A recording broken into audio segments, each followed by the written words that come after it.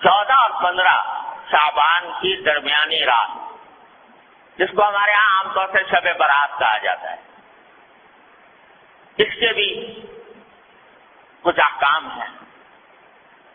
یہ ایک ایسی رات ہے جس کی فضیلت متعدد روایات سے ثابت ہے، اور اس رات میں عبادت کو موجب اجر و ثواب قرار دیا گیا ہے عام راتوں سے زیادہ۔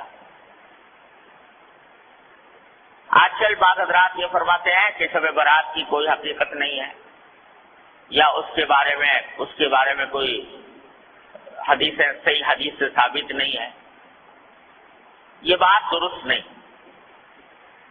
حقیقت میں شب برات کی فضیلت 17 صحابہ کرام رضی اللہ تعالیٰ عنہما سے روایت ہے، 17 صحابہ کرام سے، تو انہوں نے نبی کریم صلی اللہ علیہ وسلم کی طرف سے یہ بیان فرمایا کہ اس رات میں عبادت کرنا فضیلت رکھتا ہے۔ ان میں سے بات روایتیں سند کے اعتبار سے کچھ کمزور بھی ہیں، لیکن مجموعہ ان تمام روایتوں کا 17 روایتوں کا یہ بے اصل اور بے بنیاد نہیں۔ اس لیے علماء محققین کا کہنا یہی ہے کہ شب برات یعنی 14 اور 15 کی درمیانی شب یہ خصوصی فضیلت رکھتی ہے، اور اس میں عبادت کا اہتمام کرنا، نمازوں وغیرہ کا، نفلی نمازوں کا، یہ مسلمانوں کو اس کا اہتمام کرنا چاہیے۔ اور اس میں بعض روایتوں سے معلوم ہوتا ہے کہ اللہ تبارک و تعالیٰ کا منادی اس رات میں آواز لگاتا ہے کہ الا هل من مستغفر فاغفر له، سنو کیا کوئی ہے جو اپنے گناہوں کی مغفرت مانگنے والا ہو اور میں اس کی مغفرت کروں۔ هل من مبتلا فاعافیہ، ہے کوئی مبتلا مصیبت، مشکلوں میں مبتلا، جس کی مصیبت کو میں عافیت سے تبدیل کروں۔ یہ ساری رات اللہ تبارک و تعالیٰ کی طرف سے اعلان ہوتا رہتا ہے۔ لہذا اس رات میں جاگنا اور عبادت کرنا یہ عام راتوں سے زیادہ فضیلت کا سبب ہے۔ دعائیں کرنا، بشرطے کہ وہ عبادت اسی طرح کی جائے جس طرح جناب نبی کریم سرور دو عالم صلی اللہ علیہ وسلم نے فرمائی، اس میں بھی اپنی طرف سے کوئی اضافہ نہ ہو۔ جیسا ابھی میں نے بتایا، مثالیں دی آپ کو کہ اپنی طرف سے اضافہ کوئی شریعت میں مقبول نہیں۔ کل محدثۃ بدعہ وکل بدعۃ ضلالہ، ہر نئی بات جو انسان دین میں پیدا کرے وہ بدعت ہے، اور ہر بدعت گمراہی۔ تو شیطان تو انسان کے پیچھے لگا ہوا ہی ہے، اس نے دیکھا کہ یہ رات فضیلت والی آنے والی ہے، تو اس فضیلت والی رات میں مسلمان متوجہ ہوں گے، اللہ تعالیٰ کی طرف رجوع کریں گے، عبادتیں کریں گے، دعائیں مانگیں گے، تو میرا تو گھاٹا ہو گیا۔ لہذا اس نے ایسے ایسے طریقے ایجاد کروا دیے کہ لوگ جو ہے عبادت سے ہٹ کر ان طریقوں میں لگ جائیں، اور ان کی وجہ سے اس رات سے جو فائدہ اٹھایا جا سکتا تھا وہ نہ اٹھا سکتا۔ کیا کے طریقے گڑھ لیے کہ بھائی نماز پڑھو یا نہ پڑھو، شب برات کا حلوہ ضرور پکاؤ۔ وہ نماز پڑھو یا نہ پڑھو، عبادت کرو یا نہ کرو، لیکن حلوہ پکانا ضروری فرض۔ اگر کوئی نہ پکائے تو قابل ملامت ہے، بھائی اس کے گھر تو شب برات کا حلوہ بھی نہیں پکتا، یہ بڑا وہابی ہے، یہ جو ہے ایسا کنجوس ہے، بخیل ہے کہ اس کے گھر میں حلوہ ہی نہیں پکتا۔ اب کوئی خدا کا بندہ پوچھے کہ بھائی حلوے کا کہیں ذکر قرآن میں، حدیث میں، صحابہ کرام کے تعامل میں کہیں ہے کہ بھائی شب برات کے دن حلوہ پکنا چاہیے. نہ قرآن میں اللہ تعالیٰ نے فرمایا، نہ نبی کریم صلی اللہ علیہ وسلم نے ارشاد فرمایا، نہ صحابہ کرام کے عمل میں کہیں اس کا کوئی دور دور کوئی نشان نظر آتا ہے، مگر یہ حلالی بات اور اس کو فرض اور واجب سے زیادہ ضروری قرار دے. کوئی پوچھے بھائی حلوہ نہ پکاؤ یہ بدعت ہے، ارے بھائی حلوہ پکانے میں کیا ہے؟ حلوہ کوئی حرام چیز ہے؟ تو یہ جواب، ارے بھائی حلوہ حرام کوئی چیز نہیں، روز پکاؤ، لیکن شب برات کو خاص طور پر حلوے کے لیے مخصوص کر لینا اور اس کو فرض قرار دینا اور واجب قرار دینا، کوئی نہ پکائے تو ملامت کرنا، یہ اپنی طرف سے دین میں اضافہ ہے جو اللہ تعالیٰ کو گوارا نہیں. تو ایک تو یہ شگوفہ چھوڑ دیا شیطان نے.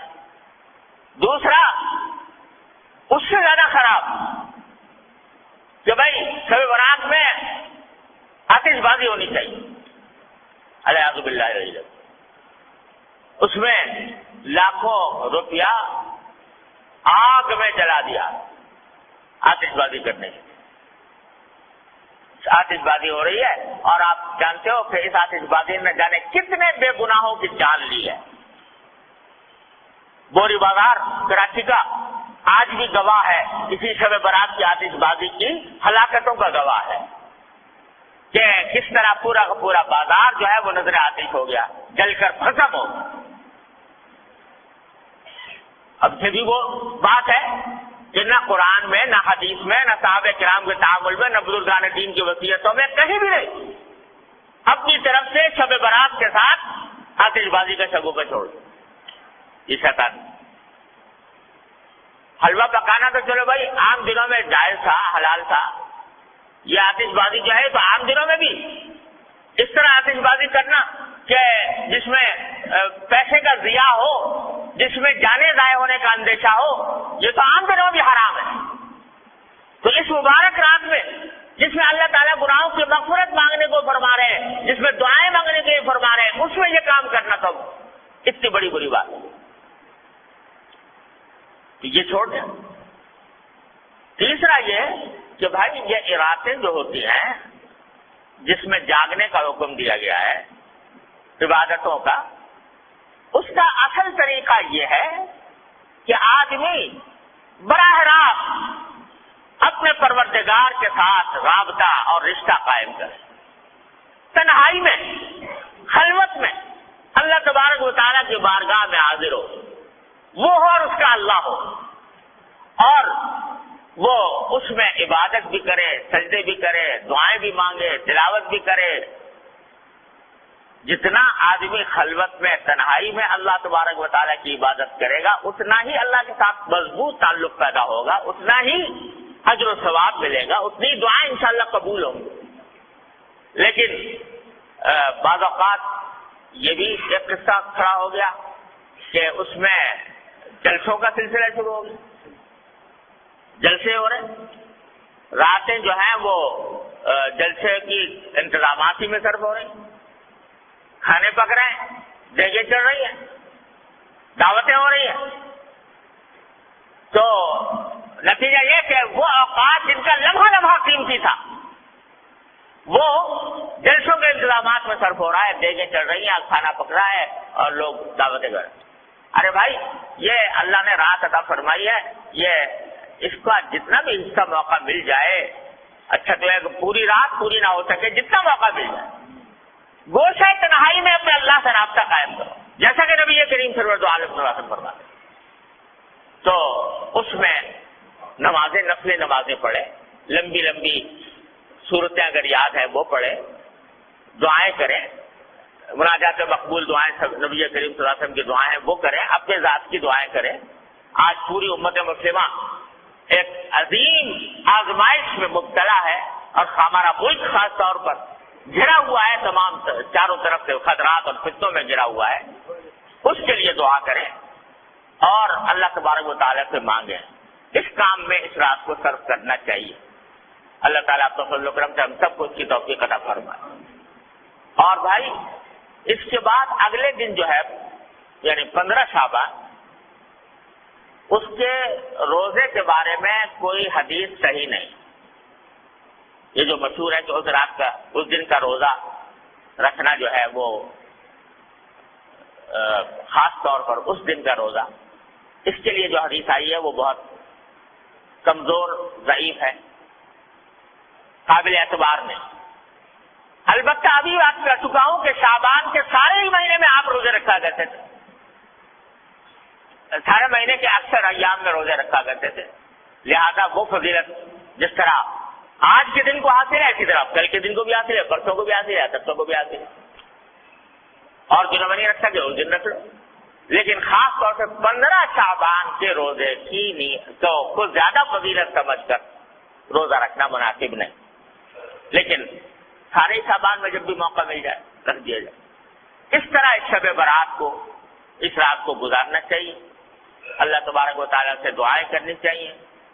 البتہ ایک بات اور سمجھ لیجئے، ایک روایت میں آتا ہے کہ اللہ تعالیٰ اس رات کے بارے میں بھی آتا ہے، شب قدر کے بارے میں بھی آتا ہے کہ اللہ تعالیٰ اس رات میں اتنے لوگوں کی مغفرت فرماتے ہیں جس میں قبیلہ کلب کی بکریوں کے بال، آپ نے یہ فرمایا. قبیلہ کلب بہت بڑا قبیلہ تھا، ان میں بکریاں بہت ہوتی، ہر بکری کے جسم پہ بال بہت ہوتے. تو سارے قبیلے کی بکریوں کے بال جتنے ہیں اتنے انسانوں کے لگا مغفرت ہوگا، مگر فرمایا 2 آدمیوں کی مغفرت ہے. اللہ بچائے. ایک وہ جو کسی مسلمان سے کینہ رکھتا ہو کسی مسلمان سے. کینے کے معنی یہ کہ اس کی بدخواہی پر آمادہ ہو، بلا وجہ اس کو برا سمجھ کر اس کو تکلیف پہنچانے اور اس کو ذلیل کرنے کی فکر میں رہتا ہو. اللہ بچائے. ایک تو اس سے گناہ معاف نہیں ہوتا اس رات. اور ایک فرمایا وہ جو اپنے پاجامہ، شلوار، پتلون جو بھی پہنے ہوئے ہے اس کو ٹخنوں سے نیچے لٹکائے. اللہ بچائے. تو اس کے بارے میں بھی حدیث میں آتا ہے. لہذا اس کا اہتمام کرنا چاہیے، ہمیشہ ہی کرنا چاہیے کہ اللہ تعالیٰ کسی مسلمان کے خلاف دل میں کینہ رکھنے سے محفوظ رکھے. ارے بھائی، کوئی اگر کسی سے کوئی غلطی ہوئی ہے تو اس غلطی کا اس سے بتا دو، معاملہ صاف کر لو. کوئی شکایت ہوئی ہے، شکایت گلا کر کے معاملہ صاف کر لو. اور تمہیں شریعت نے یہ بھی حق دیا ہے کہ جس نے جتنی تکلیف پہنچائی ہے تم اتنی اس کو بھی پہنچا دو، بدلہ لے لو برابر سرابر کا. لیکن دل میں کینہ لے کے بیٹھ گئے اور اس کو ہر طرح ذلیل کرنے، خوار کرنے، تکلیف پہنچانے، بدخواہی کرنے کی فکر میں لگ گئے. یہ چیز جو ہے وہ اتنی بڑی گناہ ہے، اتنا بڑا گناہ ہے کہ اس رات میں بھی معاف نہیں. اسی طرح یہ بھائی آج کل بہت ابتلا ہے اس میں ٹخنوں سے نیچے لٹکانے کا. اللہ تعالیٰ ہر مسلمان کی حفاظت فرمائے. یہ حدیث میں فرمایا کہ یہ اصل میں تکبر کی علامت ہے. اور تکبر ایسی چیز ہے جو اللہ تبارک و تعالیٰ تکبر کو کسی قیمت پر برداشت نہیں کرتا. فرمایا الکبریاء ردائی فمن نازعتہ قسمت او کما قال صلی اللہ علیہ وسلم کہ بڑائی تو میری صفت ہے، میری چادر ہے. جو کوئی مجھ سے اس میں جھگڑنا چاہے گا اس کی گردن توڑ دوں. تو تکبر بہت خراب ہے اور یہ تکبر کے علاوہ اس واسطے اس سے حضور نے منع بھی فرمایا اور اس جگہ پر خاص طور سے اس کا ذکر فرمایا. اس کا بھی بھائی ہر مسلمان، کیا اس میں فائدہ ہے کہ آدمی لٹکا لے، ٹخنوں سے لیے چلا جائے گا تو کیا فائدہ حاصل ہو جائے گا، کون سی دولت مل جائے گی، کون سی لذت حاصل ہو جائے گی. لیکن نبی کریم صلی اللہ علیہ وسلم کے حکم کی مخالفت ہوگی، اتنی بڑی وعید کا سامنا کرنا ہوگا. اللہ تبارک و تعالیٰ اپنے فضل و کرم سے، اپنی رحمت سے ہمیں اس رات سے صحیح فائدہ اٹھانے کی توفیق عطا فرمائے اور اس میں اللہ تعالیٰ کی رحمتیں اور برکتیں جمع کرنے کی توفیق عطا فرمائے اور اپنے غضب اور اپنی ناراضی کے اسباب سے ہماری حفاظت فرمائے. ہاں بھائی یہ بات بھی رہ گئی کہ شب برات میں قبرستان جانے کا مسئلہ. ایک مرتبہ ایک روایت میں آتا ہے کہ ساری حیات طیبہ میں رسول کریم صلی اللہ علیہ وسلم ایک رات، ایک روایت میں ہے، وہ سندن اتنی زیادہ مضبوط بھی نہیں ہے، لیکن بہرحال اس میں آتا ہے کہ آپ جنت البقیع تشریف لے گئے اور وہاں پر دعائیں فرمائیں، قبلہ رو ہو کر دعائیں فرمائیں. لیکن یہ ساری زندگی میں ایک ہی مرتبہ یہ واقعہ ہے، آگے پیچھے ہر سال جانے کا کوئی معمول نہیں تھا. لہذا اگر کوئی شخص جائے اس نیت سے کہ ایک مرتبہ حضور تشریف لے گا میں بھی چلا جاتا ہوں تو کوئی حرج نہیں، لیکن اس کو ایک مستقل سنت قرار دینا کہ ہر سال جانا ضروری ہے، یہ سمجھنا درست نہیں. اس طرح اگر کوئی شخص اگر جا کر اپنے مردوں کے حق میں دعائیں کرے، اپنے حق میں دعائیں کرے تو اس میں کوئی مذائقہ بھی نہیں، نہ موم بتی نہ اگربتی، سب ایمان کا نور چاہیے، موم بتیوں اگربتیوں کا نور. واخر دعوانا الحمدللہ رب العالمین.